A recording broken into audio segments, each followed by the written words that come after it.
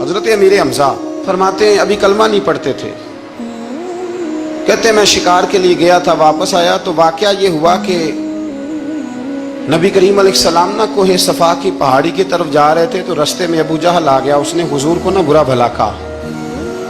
میرے نبی کریم علیہ السلام نے نا آج اس کے جواب میں خاموشی اختیار کی۔ خاموشی بہت بڑا طوفان ہوتی ہے، چپ رہنا بہت بڑا طوفان ہوتا ہے۔ حضور خاموش ہو گئے، مکمل کوئی بات نہیں، حضور دیر تک خاموش رہے۔ نبی کریم علیہ السلام جب خاموش رہے تو سر پٹایا اور اس کے ہاتھ میں ڈنڈا تھا، حضور کے سر اقدس پر دے مارا۔ حضور کچھ نہیں بولے، خاموش رہے، سر پہ ہاتھ رکھا، گھر تشریف لے کے وہ لونڈی دیکھ رہی تھی، نبی کریم علیہ السلام تشریف لائے حضرت ختیجہ کے گھر۔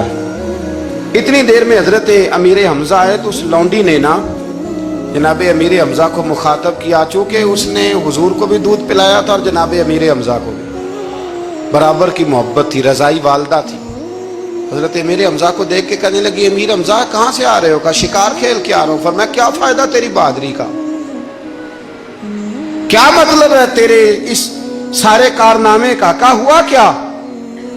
تو وہ لونڈی کہنے لگی کہ آج میرے سامنے ابو جہل نے ڈنڈوں سے اتنا مارا ہے کہ حضور کے سر اقدس سے خون نکل آیا ہے، خون نکل آیا ہے۔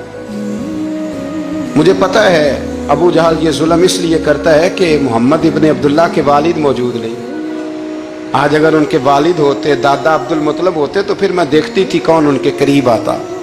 یہ لفظ کہے نا تو جناب امیر حمزہ رو پڑے، شکار وہیں پھینکا، درخت سے ڈنڈا توڑا۔ ابو جہل بیٹھا تھا حرم مکہ میں، کفار کے درمیان ٹولیاں بنا کے وہاں گئے اور زور سے ڈنڈا اس کے سر پہ مارا اور ڈنڈا مار کے کہنے لگے تجھے شرم نہیں آتی؟ میرے بھتیجے کو لاوارث سمجھتے ہو؟ جرت ہے تو ذرا آنکھ اٹھا کے ایک دفعہ دیکھو، میں تمہاری آنکھ نہ نکال دوں، کرو ہمت اگر طاقت ہے تو بولو۔ اللہ اکبر۔ جب یہ لفظ کہے، جب یہ بات کری تو ابو جہل کانپنے لگا۔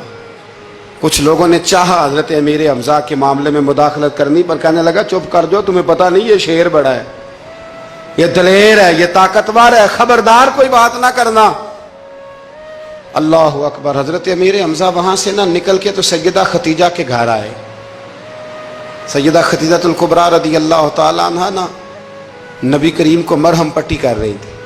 حضور نے چچا کا چہرہ دیکھا تو آنکھوں میں آنسو آ گئے۔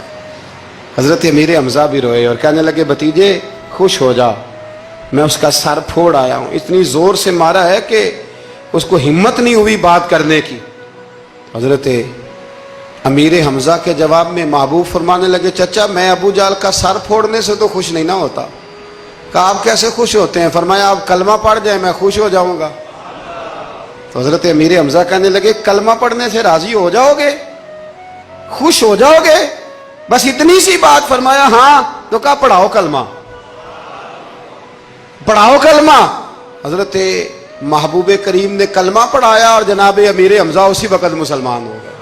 ایک سنار کے بارے میں عارف رومی نے لکھا ہے کہ وہ نا اس نے بے اولاد تھا تو اس نے ایک بچہ لے کے پال لیا، تو بچہ اس کو باپ کہتا تھا، اس کی بیوی کو ماں کہتا تھا۔ انہوں نے لے پالک بچہ تھا اور یہ لوگ جن کی اولاد نہیں ہوتی ترس جاتے ہیں، کئی دفعہ ترسے ہوئے لوگ تھے، بچے کو لے لیا پالا۔ وہ بچے نے بھی حد کر دی فرما برداری کی، اب وہ جوان ہو گیا اور بڑا خوبصورت جوان ہوا۔ وہ سنار کہتا ہے کہ ساری زندگی میں نے صفائی میں نیکی میں گزار دی۔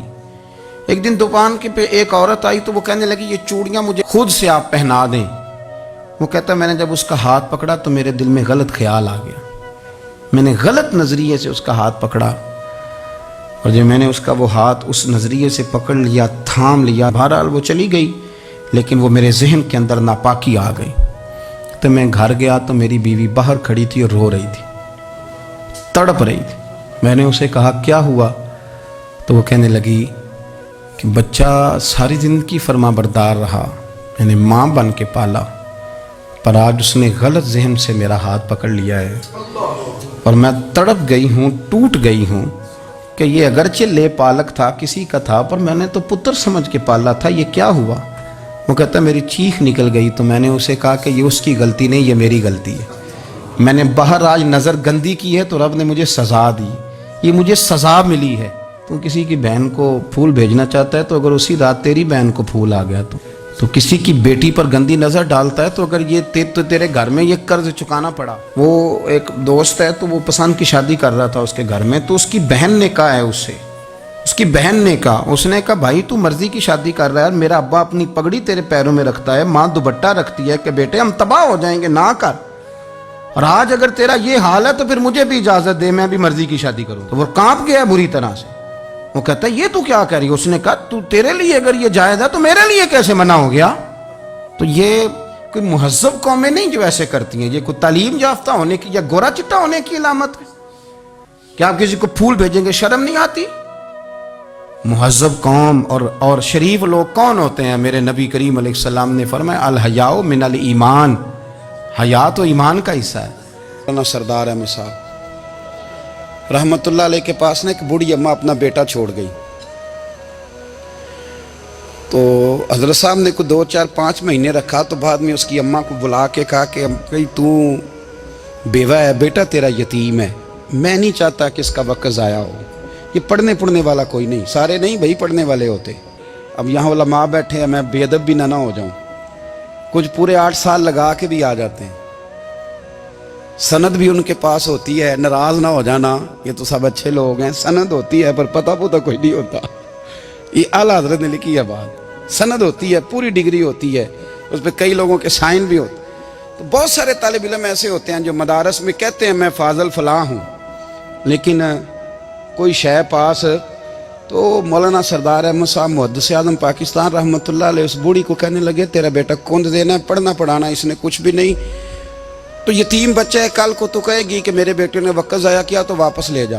بوڑھی اماں رونے لگ گئی, کہنے لگی میں پڑھانے تو نہیں لائی تھی, میں تو آپ کو رب کا ولی سمجھتی ہوں, میں تو نوکری کرانے لائی تھی, نوکری. حضرت انس بن مالک کہتے ہیں میری اماں بھی حضور کی بارگاہ میں دے گئی تھی, حضور کی بارگاہ میں. یہ نہیں کہا تھا کہ یا رسول اللہ پڑھا دیں, ہاں میں ذمہ داری سے بات کر رہا ہوں. یہ نہیں کہا تھا حضور مجاہد بنا دیں, یہ تھوڑی کہا تھا کہ یا رسول اللہ صلی اللہ تعالی علیہ وسلم سے مفسر محدث محقق مفتی بنا دیں. حضرت انس کی اماں کہہ گئی تھی سونیا جب تک یہ رہے گا نا آپ کی نوکری کرے گا, یہ گھر کے کام کاج کرے گا, ڈیوٹی کرے گا, حضور یہ آپ کی نوکری کرے گا. تو میرے محبوب نے پھر دعا کر دی اللہ اسے برکت عطا فرما. تم سمجھتا ہے خدمت والا خالی رہ جاتا ہے؟ جتنا ذائقہ خدمت والے کو ملتا ہے, جو اس کے نصیب میں آتا ہے, وہ کسی کا نصیب کہاں بھائی. حضرت انس کہتے ہیں حضور نے دعا کر دی برکت کی. مجھے تو کھیتی باڑی آتی بھی نہیں تھی, پر لوگوں کے باغ میں سال میں 1 دفعہ پھل لگتا تھا, میرے باغ میں 2 دفعہ لگتا تھا. حضور نے دعا کر دی یا اللہ اسے اولاد دے. فرماتے ہیں میرے بیٹے, میرے پوتے, میرے نواسے, میری بیٹیاں, فرماتے ہیں میں زندہ ہوں اور میری 100 اولادیں موجود ہیں. پریشان ہو گیا 100 سن کے کہ بچے 2 ہی اچھے, 100 اولادیں میری موجود ہیں. حضرت انس بھی مولانا سردار احمد صاحب کے پاس نا چھوڑ گئی بچہ, کہنے لگی حضرت جی میں کو پڑھانے کے لیے تھوڑا چھوڑ گئی ہوں, میں تو اس لیے چھوڑ کے گئی ہوں کہ آپ مہربانی کریں خدمت کرائیں. تو حضرت جی کہنے لگے کوئی ایسا کام ہی نہیں, خدمت والا کیا کراؤں؟ کہنے لگی پٹھے پوا لیا کرو. جی ہوں لڑ پیندے نے, کہنے نے بچے کام کر دیں مدرسے دا. حالانکہ اب کہاں بچے کام کرتے ہیں, اب تو گزر گیا دور, اب تو بچے کام کراتے ہیں. اب بچے بھی ناراض ہو رہے ہیں, گھور گھور کے دیکھ رہے ہیں. صحیح پہ رہا ہوں آپ کو, بچے کام کراتے ہیں, بچے کہاں کام کرتے. کہنے لگی یہ چارہ ڈالے کرے گا آپ کی بھینسوں کو. تو حضرت نے اس کو کہا کہ بی بی چارہ میری بھینسوں کو ڈالنے کے لیے میں نے بندہ رکھا ہوا ہے, تو جا لے جا. کہنے لگی ہاتھ باندھ کے حضور مہربانی کریں رکھ لیں, چارہ ڈالے گا. اور پتر توجہ سے چارہ ڈالنا حضرت کی بھینسوں کو. رونے لگی. حضرت نے رکھ لیا, مہینے کا خرچہ بھی دیتے. شام کو نا وہ سارا دن کام کرتا, شام کو آ کے پیروں میں بھی بیٹھ جاتا. حضرت جی لائیں تیل تھوڑا سا, پیر نہ دبا دوں. 8 سال ساتھ والے پڑھتے رہے, یہ بیچارہ نوکری کرتا رہا. میرا روپ بھی نہیں تے میرا رنگ بھی نہیں, اور مینو یار منان دا ٹنگ بھی نہیں. کبھی کبھی نا حضرت بلال حبشی فارغ ہوتے نا تو نبی پاک کی بارگاہ میں عرض کرتے حضور کوئی کام تو نہیں, سارے ہو گئے, حضور جاؤں ذرا, چلے جاتے. ایک دن سلمان فارسی کہنے لگے یا رسول اللہ یہ بلال کہاں جاتا ہے؟ فرمایا جا دیکھ کے تو آ. حضرت سلمان واپس آئے تو آ کے رونے لگے, کہنے لگے سونیا جب یہاں سے جاتا ہے نا تو جا کے سیدہ فاطمہ کی چکی پیسنی شروع کر دیتا، بی بی صاحبہ کے کام کرنے لگتا ہے، گھر میں جا کے اسنین کی ڈیوٹی کرتا ہے، وہاں بھی کام یہاں بھی کام۔ وہ چارہ ڈالتا رہا، اس نے چارہ ڈالا، حضرت محدث اعظم کی بھینسوں کو دستار فضیلت کا وقت آ گیا، سارے پگڑیاں سجا کے آ گئے، آج دستار ہوگی۔ یہ نہ پیچھے ہو کے بیٹھ گیا، چونکہ پڑھا ہی نہیں تھا تو دستار کاہے کی، دستار تو اس کی جو پڑھے گا، ہم نے تو پڑھا ہی نہیں، ہم نے تو یار پڑھا، گھر پڑھا، ڈیوٹی کری۔ حضرت محدث اعظم رحمۃ اللہ علیہ کے ہاں جب اعلان ہونے لگا نا کہ اب دستار ہوگی، تو حضرت نے پہلا اعلان اس کا فرمایا۔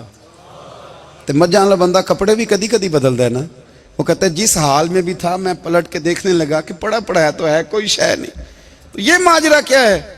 پیچھے سے اٹھ کے آئے تو کہتے ہیں باقیوں کی دستار کسی عالم نے کی، کسی صوفی نے کی، لیکن یہ بھینسوں کو چارہ ڈالنے والا جب آیا تو محدث اعظم نے فرمایا پگڑی کے بال کو کوئی ہاتھ نہ لگائے، یہ ساری دستار میں نے کرنی ہے۔ اور فرماتے ہیں حضرت بال بھی دیتے جاتے تھے اور آنسو بھی بہاتے جاتے تھے، ماتھا بھی چومتے تھے، اور فرماتے تھے دستار کے بعد چلا تو نہیں جائے گا یار، مجھے تو عبادت بھی نہیں رہ گئی، مجھے تو چابیوں کو بھی نہیں پتا کون سی کہاں رہتی ہے، جائے گا تو نہیں تو رو پڑا، کہنے لگا سوڑیا جائے تو وہ جس کے پلے کچھ ہے ہو، آتا جاتا تو ہے کچھ نہیں، مجھے کس نے رکھنا ہے، میں نے کہاں جانا ہے، ادھر کہاں تو ادھر ہی رہوں گا۔ وہ اس طالب علم کے سارے استاد بھائی کہتے ہیں اس نے دستار کرائی، پڑھا پڑھایا کچھ نہیں، پر جو مسئلہ اڑ جاتا تھا نا، وہ جو اڑ جاتا تھا نا، وہ جا کے اس سے پوچھتے تھے تو کتابیں کھولنے کی ضرورت نہیں پڑتی تھی۔